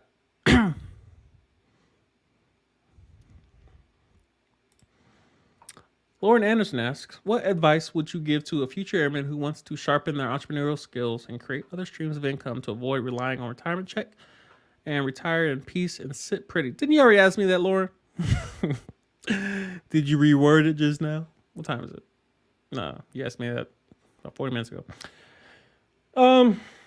It's pretty, so same answer as the last question that I answered, but more specifically in regards to sharpening their entrepreneurial skills and creating other streams of income.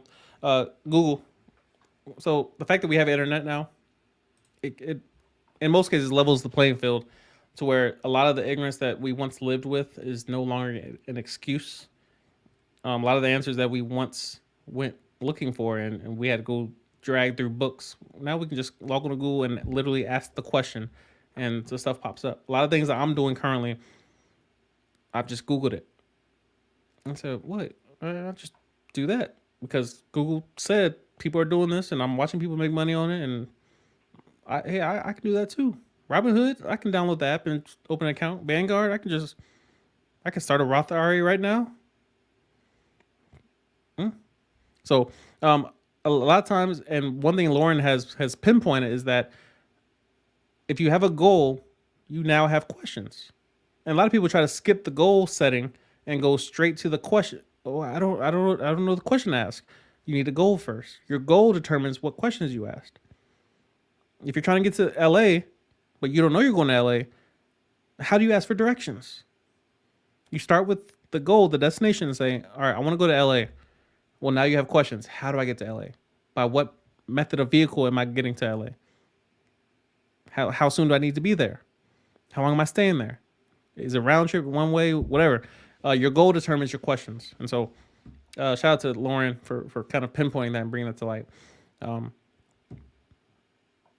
thing I will touch on as far as retirement is something that I'm pursuing is that if you keep your debt low, your income could be almost whatever you want it to be. If you keep your overhead and your debt low, if you're driving something European, if you live in some downtown loft, and those two bills combined are like five grand plus, well, you're gonna need a high income stream to maintain that. And a lot of people try to live so high on the hog for Instagram or for whatever purpose that they realize, all right, in order for me to retire and to keep the same level of living, I need to make this much money in my retirement. which just adds to the level of stress that you'll be under trying to maintain a certain lifestyle. Certain lifestyles are, unless you can maintain it endlessly, certain lifestyles are meant for a certain amount of time. That's why most people, the average person, takes 2 weeks of vacation, and they can live any lifestyle they want for 2 weeks long, and that's how much they can budget for. When I take leave, I'm able to live just about any way I want for that length of leave, and then I go back to my dorm room. That's just that's just being realistic. Too many people are living above their means, and they're trying to maintain that even into retirement. It's not possible. It's not meant to be possible. So, having proper perspective and realizing that I must spend less than I make for money to accrue, and then I must invest it for money to grow on its own. So, just keep those things in mind.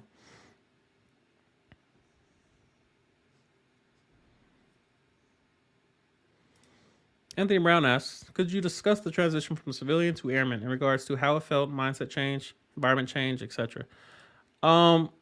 It's pretty abrupt. I can't remember who said it, but he was like, have you ever been abruptly placed into poverty?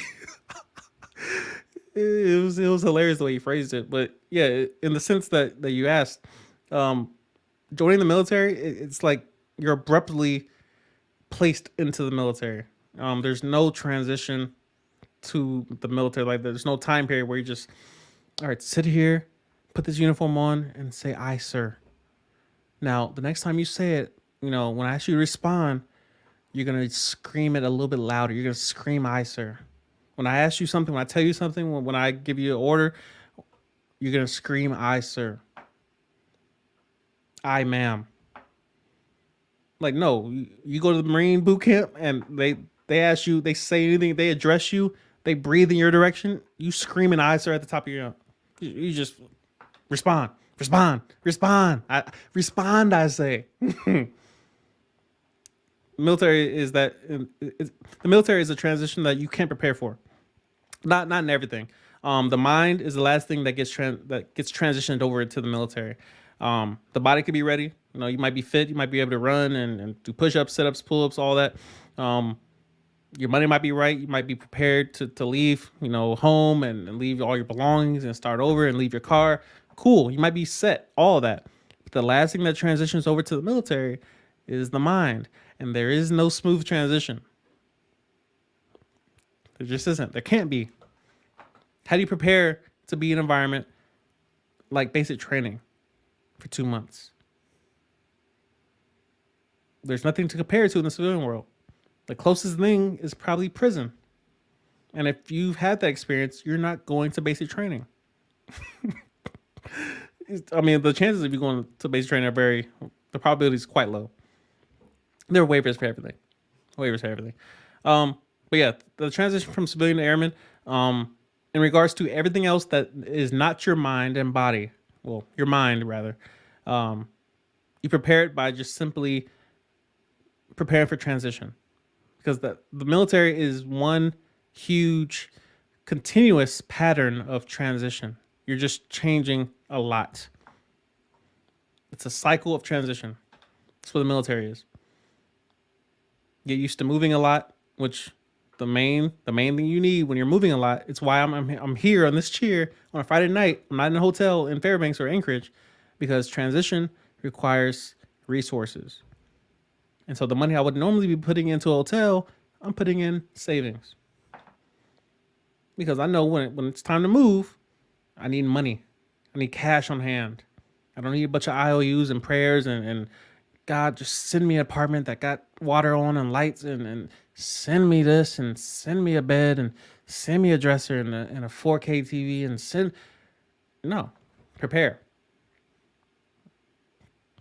So, prepare everything in regards to, you shouldn't be traveling with mattresses and couches. No, you need cash. You need order, meaning you address all the chaos in your life. Anything that's out of order, anything that's causing you stress, anxiety, address it head on. Credit, health, family, car, address all the chaos in your life. Prepare your funds. Make sure you got some savings. Be prepared to go maybe a month or so without, a check or so. It could be longer, but at least a month. Be prepared for that.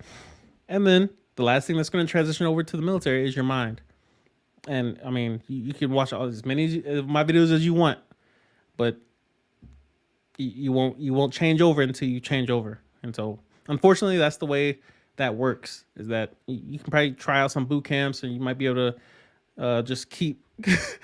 You can have your own Reveille alarm go off at 5:45 every day or whatever. I mean, that's up to you.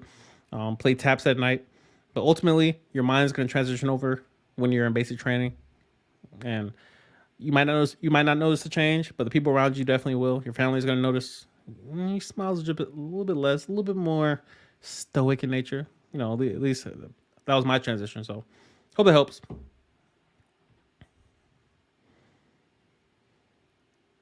What else we got? I might not answer all these questions.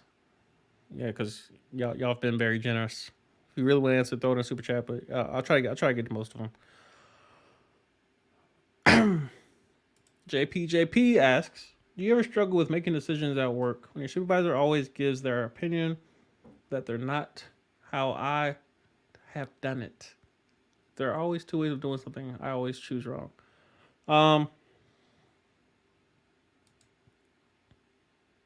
So a couple things you gotta realize in regards to wisdom is leverage. The number one thing you must stress in any environment is who is the authority in place and what do they want. Who is the authority in place? The second you enter a new environment, any environment, the first question you ask is who is the authority in this environment and what do they want? What are the rules of engagement for this environment? How do I adapt to this environment quickly and efficiently? And you start there. You start there with any problem that's given to you to solve. You ask questions. Who's the authority in place? Oh, supervisor. What does she want? What does he want? What is their rules of engagement in regards to this problem being solved? How do they want it done? All that is brought out through questions. Questions. A lot of us have to learn to be more curious about everything. Curious. Just ask questions. Why? How fast? How long? Where? When? What if? Curiosity. You must learn to just ask questions. That's how you get the understanding. If you're approaching every single problem that comes across your desk with just, I normally do it this way. I've always done it this way. When I was civilian, this is the way I did it. Well, you're in a new environment. When you're civilian, you have more agency. You were in charge. At least in your own house, before you went to work, you were in charge. This is how I sweep the floor. This is how I clean the table off. This is when I go to bed. This is when I do laundry. This is how I get haircuts. Well, in the military, there's a new sheriff in town. This is how we do things over here. Now you'll do it this way. The cadence of quick time. You'll respond. You'll do this, this, and this, and this, and you'll do it this way. And you'll send emails like this, and you'll respond like this, and you'll stand up with somebody coming to your desk. There's new rules of engagement because you changed environments. You're in a different environment now. So your supervisor's not wrong. As long as they're in position, they have positional power, positional authority, the insignia, they have leverage. Until you have something they need that they can't get on their own, you will not have leverage over your supervisor. It's possible. I've done it before. It's fun, but it's not useful because they're your ally. They're on your side. You guys are on the same team. So don't overthink it. Ask questions. Sometimes, you guys will be butting heads. Obviously, sometimes you experience age differences where like the troop might be older than the supervisor. It happens. And, well, I'm older than you. I got these experiences. I've done this before in my life. I got kids. I got a family. I know better than you 21-year-old staff. And nope, you don't got leverage. What does the insignia say? What does the oak leaf say? What does the butter bar say? See? Leverage. So by acknowledging leverage, you set the playing field clearly, and now you know how to operate. I'm not here to make any decisions. I'm here to follow, to support, to help. Supervisor sets the direction. We're going this way. You just, how fast? When? I'm not saying just be a blind follower, but if you have a disagreement, put it in a form of a question. A question reveals everything. Sometimes questions reveal more questions. Sometimes questions reveal that somebody's wrong. The best way to try, if you're trying to bring in a different point of view, put it in a form of a question. People sleep on questions. I'm telling you. People sleep on questions. Police officers don't just walk into a room and try to interrogate somebody and say, tell me what you did. No, they ask a question. Where were you on the night of the murder? Did you have any beef with the person that died? Why did you stab them? Like, questions, people. So become more inquisitive, become more curious about the world you live in. Appreciate you, Mike Taylor. Much love. Much love. What else we got? David Tran asks, so you think aliens are real and are they here living amongst us? Do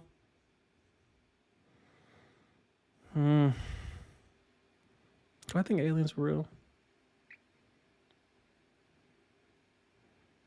I don't think they're real. I take that back. I don't think they're here living amongst us, which doesn't make them real yet until they get here. Aliens are weird. So first of all, a lot of people try to think like, there's intelligent beings outside of the universe. There's not many intelligent beings here on Earth. Like, we struggle to have coherent discussions on this planet about what is and what's real and what's manufactured and what's socialized. And there's too many debates about reality here that I struggle with a lot of the alien talk and flat Earth. And I'm like, all right, listen, if the aliens ever get to Earth, we're gonna take some L's. Trust me on that. If the aliens ever find us before we find them, we gonna take some L's. So, I don't know. If I were to turn my rational brain off and just answer the question straight up, which that's what I'm gonna try to do now, I believe there are aliens. I don't think they're here because I feel like they would have. I mean, if they are here and they're just kind of blending in, they're doing an amazing job, which means we're even greater danger because they're able to blend in, which means we can't stop them. They're already here. Their plan's already working. So I'll leave it at that. It's a good question, but yeah. Makes me go off into the ether with, what else we got? ICDGO23 with the minivan says, what are your top jobs in the Air Force? I washed out of my career field after 2.5 years, looking to get into something else. My top career fields that I would like to join would be loadmaster, flight attendant, in-flight refueler, ground vehicle operations.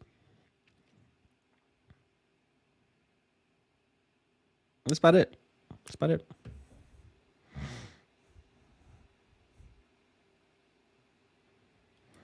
Christian M asks, thank you for your content. Appreciate you. Much love. Do you know if graduation of young Marines counts towards anything in regards to the Air Force? If you're referring to anything that is not the actual Marines, it probably doesn't.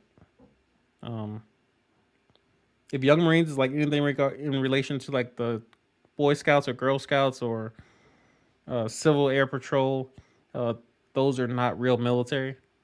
Even if you're talking about Coast Guard, it's not real military. Yeah, if you want to join the Air Force, you got to join the Air Force. If you're in a different branch, such as like the actual Marines, actual Navy, actual Army, those can transfer to the Air Force. Air Force can't transfer to those. If I want to go from the Air Force to Marines, I will have to go back to basic training and take L's. It's just how that works. Hanky says, Desu asks, what's the social life like in the military? Just like the civilian world. The only difference is that you travel and you live with the same people, and you work with the same people until you move. It's closer to family than it's not. only because you probably spend more time with the people you work with than you do people you don't work with, because unless you're on leave, you're at work, and you can't just call out. You can't just change jobs like you feel like it. Like, no, you're at work and you're with the same people and you're in the same office until you get orders or you go TDY or you separate. You're with these same people until somebody moves, somebody leaves. You're almost forced to get closer to people, even though you may not like them. You'll still be close to them, more or less. You'll know their tendencies. You'll know when something's off about them. You'll learn how they operate normally.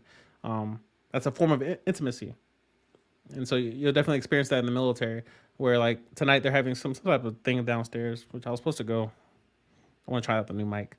Um, it might still be downstairs. I might go grab a plate or something. But yeah, you enter a place where the people that you spend most time with, they enter a part of your life where they're close to family, but still different. Still different. But yeah, go TDY one good time, deploy one good time, and everybody get a little alcohol in their system, and you'll start. You'll pass a boundary of friends, and it's in between friends and family. That it's where the military tends to live at. It's that middle ground of both ish. Interesting question.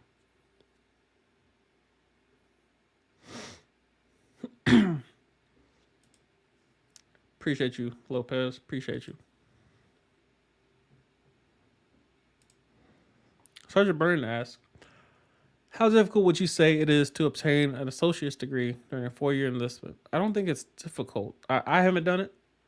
So this is pure opinion, not based on any metrics of any kind, outside of time. Outside of time.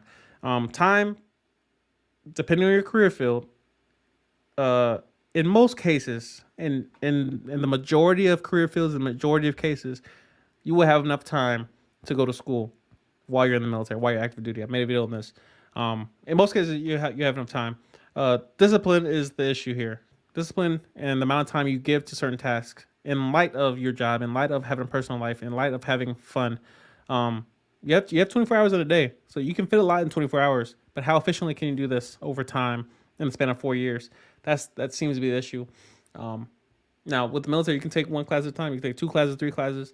You have to do the full course load at once, and also you're getting paid to do so because you're working your full time job as well. So, I wouldn't say it's difficult. I wouldn't say it's easy. It's just different.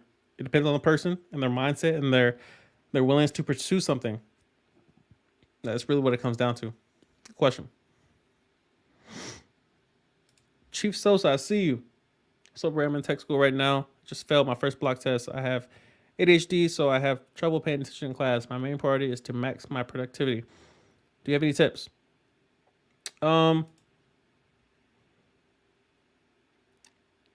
Who diagnosed you with ADHD? I'm not saying you don't have it. I'm not questioning it. I'm just saying, were you diagnosed with ADHD, or is that a self-diagnosis? Did you go on WebMD and say, all right, I have this? Just be careful of those things. If you were diagnosed with it, from a doctor, that's different. Anyway, in regards to my tips on paying attention in class, sleep. Start with sleep. Start with sleep. Caffeine deals with symptoms, and it could quickly become a distraction if you have too much of it and you're trying to replace it with, you're trying to replace sleep with caffeine. You're in dangerous territory in most cases because your foundation is struggling. You've had your first block test, so yeah, you're out of time in regards to being proactive. So now you're on borrowed time as far as the second test is concerned. Obviously, you should be in IA or whatever it's called currently, as far as the studying groups that happen before class. You'll probably be there automatically anyway, but you might need to look into getting a tutor from whoever's in your class that is acing the class, whoever's chilling and it's coming easy to them. Find out who that person is, and you need to be with them studying. Whoever that is, whoever's willing to, find someone that can mentor you through that class. That's one way as far as just getting a tutor. Find the star student. Find the person who just is on top of things. Just easy. 90, 99, 50. Just find the person who's killing it and stick with them. Stick with them. If you need to change your seat in regards to distractions, if you're sitting in the back or if you're sitting, you know, perpendicular to the front board, if you need to sit parallel to it, if you need to sit in front of it directly, make some moves. The number one thing that plays a major factor in passing or failing a course is how do you retain information? ADHD or not, the human mind retains information through various methods. Your responsibility is to find out that the primary and the secondary and whatever, find out the top two ways that you personally retain information when you're not trying to. So for me, it's just audio, visual. I listen to most of my information that I consume. YouTube videos, I listen to most of them. I listen to them. But when it comes to trying to actively learn something, I just need to see it a couple times. When I'm learning a song, I just need to hear it a couple repetition. Repetition is how I learn something. But that's me. For you, regardless of ADHD is not a life sentence. There are countless people that are accomplished in this world who are diagnosed with ADHD. That's not an excuse for anything. You need to find out how you learn. If you need medication, go talk to mental health, go talk to behavioral health, go talk to someone who's professional in that field. But at no point should you just be trying to just cover up with caffeine or trying to will your way through it. There's some things that you just need help with. And you're clearly capable of asking for help because you're asking me. I'm just a guy on YouTube. I felt my first AFSC, so I know what you might be feeling in regards to anxiety, in regards to fear of not knowing the unknown and what's going to happen next and what happens if I fail this next test. I've been there. I've lived it. I failed my first AFSC. I got reclassed. I know what it feels like to be that guy sitting on CQ watching everybody else graduate. Everybody else going to PT and I'm getting off my 12-hour shift of night CQ and going back to bed. Everybody else is going to class. I'm going to the gym while everybody else is going to class. I'm getting out the gym. I'm going back to shower, get ready for my 12-hour shift for night CQ. Everyone else is coming back from class. I've been there. But my next AFSC, finance, I showed up with a different mission in mind, meaning no gym, no partying, no drinking, no going off base, no extracurriculars. I'm here to learn how to study and sleep. That's it. Study and sleep. So yeah, don't be discouraged. Don't be discouraged. Start with sleep. Start with sleep. That runs everything else. Sleep authorizes everything else. So I will be aiming for 8 to 9 hours of potential sleep, meaning distractions while you sleep should be the equivalent of distractions while you're trying to study. They should be even, meaning no distractions, 0. Your cell phone is either helping you or hurting you. Decide which one. Figure out which one it is. Your cell phone is either helping or hurting you. Are you using is it a tool or is it a thorn in your flesh? Meaning I can't stay off Instagram. I can't stay off Snapchat. I can't stay off TikTok. Is it helping you or hurting you? Start there. All your devices around you, all the lights in your room, they should be assets. Assets. If you have a roommate and you can't study with noise, you can't study with somebody around you, somebody playing music, somebody talking to you, go to the day room. If it's too loud in there, go find a different day room. What I'm telling you is take everything that you have available to you in terms of options and take control of these different variables and find a way to make everything around you an asset to you in regards to studying. Talk directly to your instructor. Go straight to them and say, I need to pass this course. Can you help me? Can you help me? One thing they can't help you do is figure out how you retain information. That's for you to figure it out. That's for you to discover. But in regards to effort, everyone around you should be on staff. Everyone around you, your instructor, they work for you. They work for you. So go have a conversation. Listen, I'm trying to figure this out. I'm trying to figure out how to study. I'm trying to figure out this lesson. I don't get that. I missed this on the test. I didn't understand this course that you taught. Effort. As long as you put in effort and you tried, you'll be able to sleep at night. You'll be able to sleep at night. It's the issue where you don't know something, you didn't ask, you didn't try, you didn't put in effort for it, It's when you face regret, and that's what we're trying to avoid here. So you got this, man. Hit me up on Instagram if you got more questions. Snapchat if you need to talk one-on-one. Check out the links in the description. I might just give you like a free session. Just hit me up on any platform, man. We'll talk. We'll talk. But yeah, be encouraged, man. What else we got?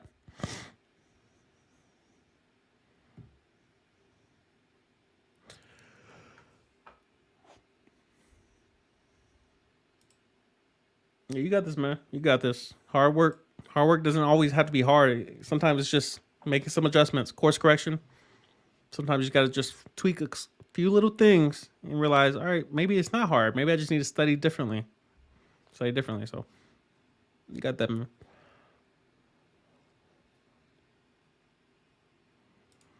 William Pernomo asks, still on depth, how long is it going to be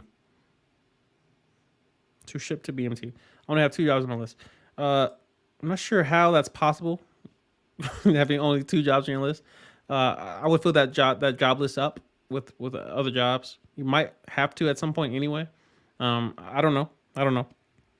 How long is it going to be shipped to BMT? Again, you're waiting on ship dates. You're waiting on class dates to align. They can't have you on AFI cleaning bathrooms for a year. Like, something needs to be lined up as far as the planning is concerned. COVID obviously probably threw a couple of wrenches in there, but I feel like we're probably past the area of figuring out how basic training during COVID works. So I'm pretty sure they already have that figured out more or less. Your job is to be ready. Just be ready, be prepared. Again, I would fill that job list up with other stuff. Otherwise, the recruiter might fill it in for you, or the needs of the Air Force might fill it in for you. So yeah, feel that should be at least 5 to 10 jobs that you're willing to consider. Obviously, they're not guaranteed, but yeah, fill up that job list. Also, look at the general categories as well, like open general, open electronic, open admin. Look at the jobs that fall underneath those categories, and just be aware of what's under those in case you get one of those. Yeah, hope that helps. Fran Sweezy asks, if you could pick any job in the Air Force, what would it be? Loadmaster on a C-17. Why? Because C-17 goes everywhere. Everywhere. C-5 requires a certain amount of runway to take off into land. C-130s don't carry that much. Therefore, they're not needed more or less everywhere. The C-17, it's the workhorse of cargo planes in the Air Force. They're everywhere. They travel everywhere. I would love to be on a C-17, just all over the place. Yeah. Good question.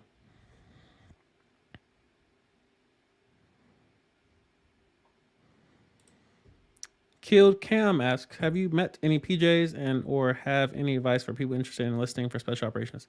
I've never met a PJ. I've met TAC Ps, 2 of them, and real laid back dudes. Say that TAC Ps are essentially translators that work with the Army. The 2 I met were actually stationed on Army base. They're still stationed on Army base at Fort Wainwright, Alaska. But they're in my ALS class and on Allison. But they essentially translate with the Army commanders with Air Force lingo, with Air Force pilots, liaisons, if you will. Advice for people enlisting in special operations, you need to talk to someone who's actively special operations so you understand what you're getting into. It's real easy to get romanticized or get seduced by what is special operations, because it almost came from me. I watched a couple of videos by David Goggins, and I was like, bruh, maybe I need to be a Navy SEAL. Maybe that's my calling. No. Marketing, branding, music, perfect editing. It's real easy to get caught up in emotion and say, oh, I want to do that. That looks cool. Cool is not a reason to do something. And a lot of people that pursue special operations don't realize what special operations is. Even I don't understand fully what special operations is and what it requires and what mentally, the tax that you will pay mentally in regards to that career field. And, you know, what you'll put your body through and your mind through. It's special operations. It's meant to be different than everyone else. And there's a reason why the training and the requirements to get into it is very narrow. There's a reason for that, because the job you'll be doing is the job that no one else can do.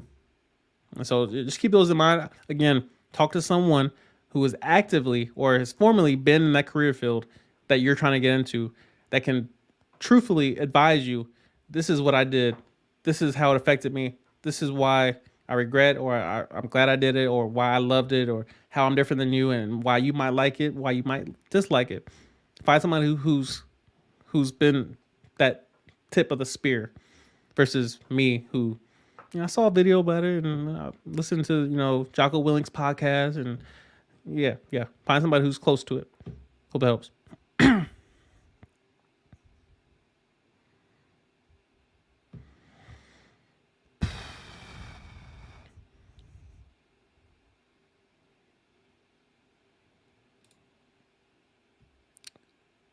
I don't want to mess up your first name, so I'll probably mention your last name. Anasi, thanks for your content and your time. First time on your channel with the joining the military at 24 years plus video. Cool. Inspired me to stick to the goal. Now I'm interviewing with the board for OTS. Any advice? Just be yourself. Be yourself. Acknowledge protocol. Acknowledge authority in place. Remove entitlement. Replace it with gratitude. You'll be fine. Don't overthink it. Don't overthink it. Relax. Breathe. Be present. What else we got? I just love a good Q&A. 40 people watching. I see you.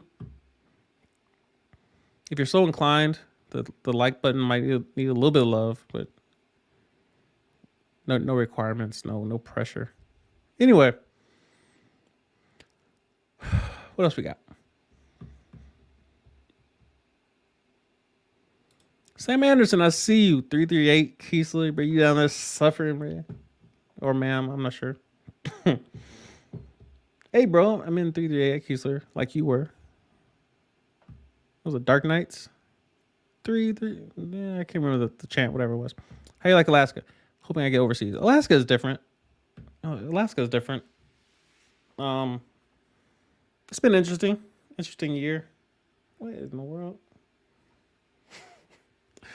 Alaska's been different. I plan on making a video about, you know, my experience here in Alaska. It hasn't been unbearable. Living in Alaska has not been unbearable. It's been different. The number one thing that's probably affected me the most has been the darkness. The 20 hours of darkness has just been, it's nothing like it. The 24 hours of daylight is one thing. I mean, it's bearable. You just get some blackout curtains, but the darkness, you wake up, it's dark. You go to bed, it's dark. It's never bright outside of the couple hours a day that looks like dusk. That's the one thing that I've really had to deal with. Being from upstate New York, Alaska is not much different. It does get much colder here that I've experienced. A lot, probably more snow in New York because of the lake effect snow that we get off the major lake, the Great Lakes rather. So yeah, way more snow in New York, but here it's just cold. It's just cold, and you're in between mountains, so the wind just hits you and takes your life. Alaska is different. The outdoor sports and amenities, it's endless. Whatever you want to do outdoors related, it's available here. You want to go find a cabin, hike a mountain, you know, pitch a tent, go hunting, fishing, whatever you want, it's available here. Snow machining, I did that last week. ATVing, whatever, it's out here. It's just not my cup of tea, you know. So I'm not one to discourage people from coming to Alaska. Most people, you know, especially, you know, if you ask somebody, the average person who's been here, they say they love it. Well, you ask me, I'm ready to go. I need some heat. I need some neighboring states that I can drive to. I need Southwest that I can just hop on a plane for $100 and go somewhere. Yeah, this ain't it. It's not my cup of tea, but you know, a lot of people love it. So make the best of it wherever you go. Make the best of it. You can hear that a lot. Make the best of whatever opportunities that you get. Never planned on living in Alaska. Had no thought that I would be living in Alaska for a year. But here we are. It was an experience, and now we're ready to go back down south. Ready to go. So yeah, hope you get overseas as well, man.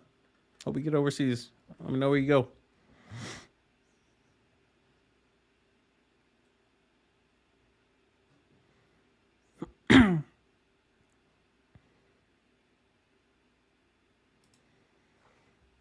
Tridi Var asks, can you elaborate on the base activities available to airmen, i.e., sports, martial arts? Are they available at all, or most bases? In most cases, they are. With the exceptions of place like where I'm stationed currently, to a lesser degree. Like so, here we have an outdoor rec center, and we have like tomorrow that there's a snow machine trip, and like nobody signed up for it. I mean, it's a handful of people that live here. Um, but yeah, most bases are not remote based in the middle of Alaska. Most bases are just regular Air Force bases where you have a fully funded outdoor rec, fully staffed, and what have you. Um, every base is different. Obviously, in Alaska, we're more geared towards outdoor events and what have you. Whereas if you probably go to, I don't know, a base in Florida or a base in California, you might have different events there based on the geography and the demographics and what have you. So it really just varies. Most spaces have a basketball team. Most spaces have a volleyball, intramural, events. Um, most bases have spin classes and yeah, most bases have like the silver lining events that tend to be quite universal. But you have places like here in Alaska where you know snow machining is not everywhere. So our base has I bought several snow machines last fiscal year. Um, yeah, first time I ever been a base that has them. So yeah, it's different. Different.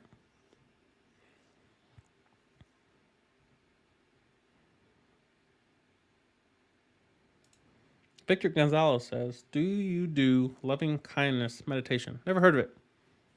Never heard. I looked it up. Let's see what they talking about. Sounds deep.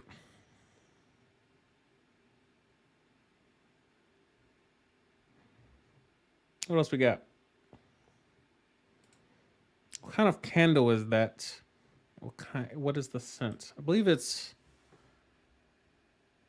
God, this is hot. Stress relief, eucalyptus.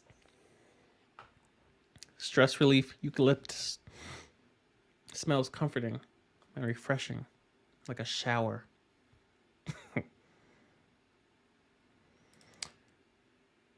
When you leave or move, do you stay in contact with the people you worked with? Yes, yes, definitely. Oh, and shout out to Twitch. I didn't realize you're commenting from Twitch. Much love. Yes, I do. In most cases, depending on how close I was with the individuals, it may or may not vary based on the amount or the quantity. But people from the Pentagon, I talk to them quite often. I've only been stationed at one real base, honestly, like Andrews Air Force Base. The Pentagon was 8 month span in my deployment. I talked to a lot of people from my deployment actually, so that 6 months yielded quite a few friends. But in most cases, I tried to keep contacts active as far as reaching out to them, just checking on them, seeing how they're doing. It's a good practice to keep because you're going to need those people eventually. Building a Air Force or a military wide network that you can reach out to and have access to, it'll make your life and transitions so much smoother, especially when it comes to like just PCSing and knowing someone somewhere already. It's the value of YouTube as well, where typically when I go somewhere, people already know me or I may know them already previously. It helps when you travel on vacation. Somebody stationed here. You got a couch to sleep on. You might save on some hotel fees or what have you. So it's imperative that you build a working network that you can utilize properly. Good question.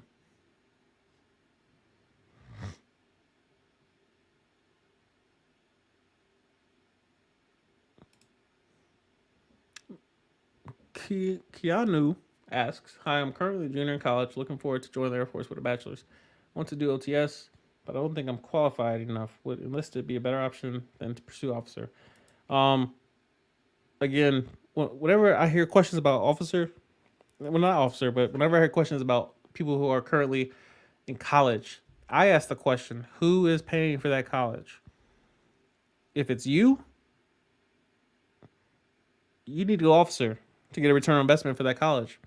If you have loans, which at some point we'll be collecting with interest, you need to go officer so you can get a return on investment for that degree. Otherwise, the enlisted side, I mean, it's still possible to pay off the degree, but you probably won't be using it as much on the enlisted side. One of the qualifications to go officer is to have a degree. So it's in your best interest to get a return on investment for it. If you're not qualified enough, find a way to get qualified or the question must be asked, what is the purpose of the degree if it's not worth anything to the military? All right, well, maybe you need to look at the civilian sector and find a way to get it utilized somewhere, mainly so you can pay off. Again, back to the question, who's paying for that degree? Because again, what is the point of just getting a piece of paper if all it came with was debt and no opportunity? Find the opportunity attached to that piece of paper. That would be my priority if I went to college for 4 years. I need to find the opportunity that this paper is supposed to get me. If it's not in the civilian sector, I'm going officer with it. But yeah, the goal is to get a return on investment. So I will look into that. Keep that GPA high.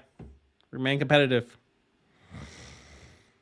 All right, we've been here about 2 hours. If you have any questions, throw in a super chat because we've been here for a good minute.